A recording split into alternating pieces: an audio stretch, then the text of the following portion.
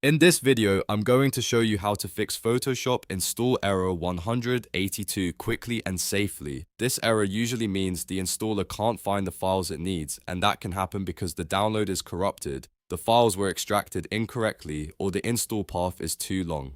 The good news is that there are a couple of simple fixes you can try right now. If this video helps, please hit the like button and subscribe for more quick software fixes. First, check where your installation files are stored. If they're buried deep inside multiple folders, move the entire installer folder to a shorter path, like directly on your C drive.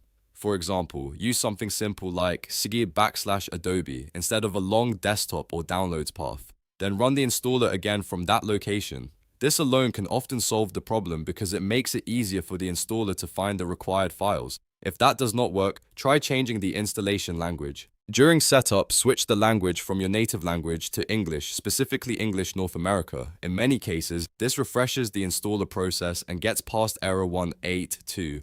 Also make sure the download is complete and not damaged. If needed, re-download the installer from the official source and try again. These steps are usually enough to fix the issue without needing advanced troubleshooting. If this worked for you, don't forget to like the video, subscribe, and comment below so others can benefit too.